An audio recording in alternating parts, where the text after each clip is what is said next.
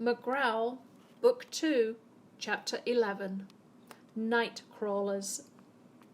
During the days that preceded the big dog show, Thomas and McGrowl practiced a series of complicated maneuvers. Violet held up pictures of cats in an attempt to distract McGrowl.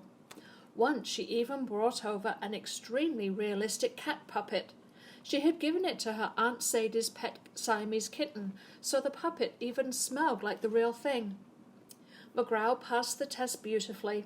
He didn't exhibit the slightest interest, even when Violet operated the puppet with great skill. McGrowl looked over scornfully and continued walking on his rear paws without a hitch. It seemed unlikely that a real cat would be able to distract McGrowl tonight. Even Mrs. Wiggins confessed she thought McGrowl's pet trick was first-rate. Every other spare moment was spent trying to catch Muchnick and Von Vleck in the act. Certainly there had been plenty of opportunities. The robberies in town continued unabated. No store or house was safe. It seemed everybody was missing a piggy bank or an antique clock or a brand new pair of shoes. Incumbent Mayor Stanley Fitch was sinking lower and lower in the polls. Poor Officer Nelson didn't seem to be any closer to finding the culprits than he had been the week before. He was considering turning in his badge and returning to his first love, supermarket management. It seemed as if Muchnick's tough stand on crime was a winning ticket to a certain landslide on election day. Mr. Wiggins' commercial played continually. Everywhere Thomas and McGrowl went, cars honked, and passers-by waved enthusiastically. They were celebrities. The local candy store proudly announced that McGrowl preferred their brand of fudge to any other. They even decided to name the peanut and marshmallow concoction the dog loved after him. They called it McFudge. Poor Thomas felt helpless. Try though they might, Muchnick and Von Vleck always seemed to be one step ahead of the boy and his dog. Today would be different.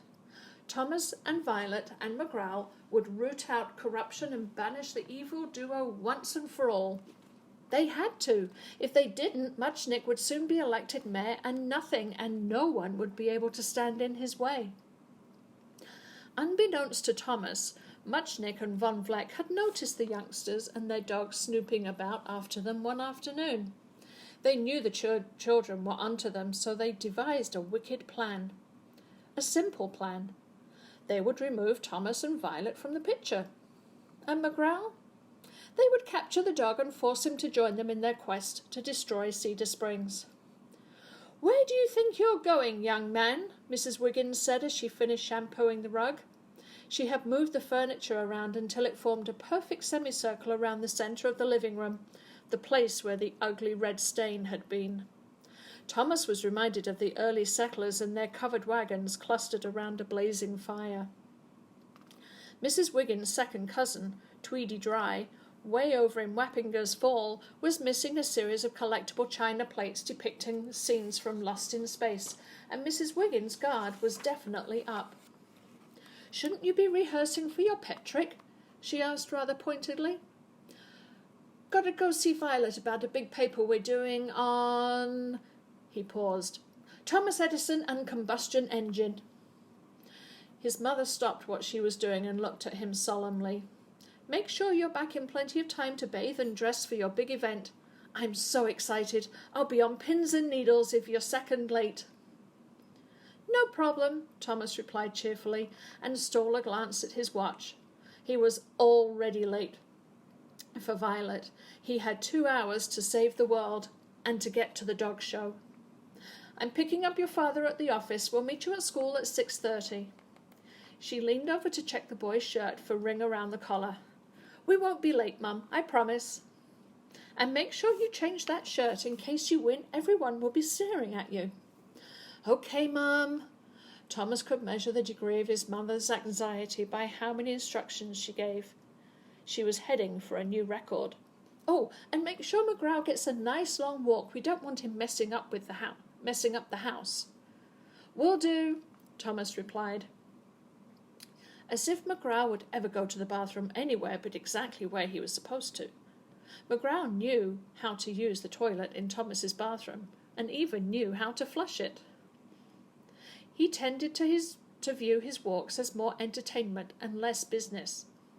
By the time she leaned over to give Thomas a hug for good luck, the boy and his dog were halfway already to Violet's.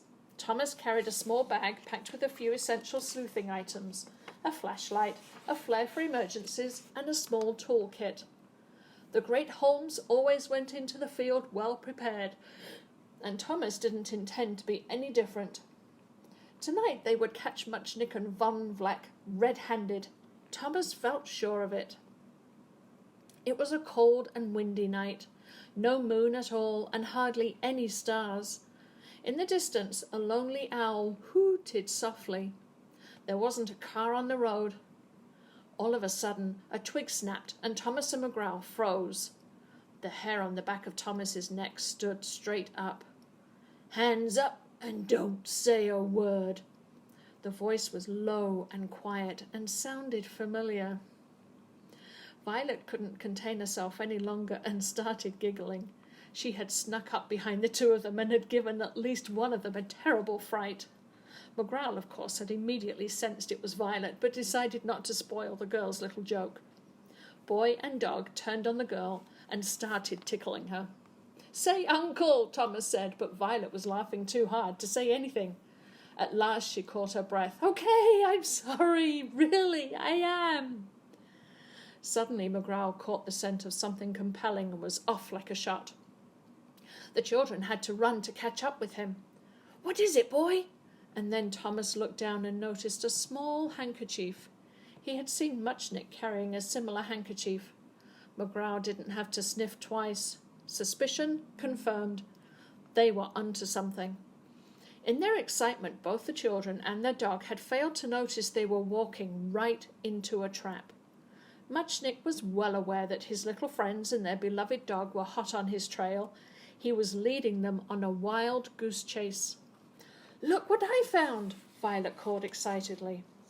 She had discovered, conveniently peeking out from behind a fallen log, the rhinestone pin that Lily Von Vleck had used to hold her Angora sweater together.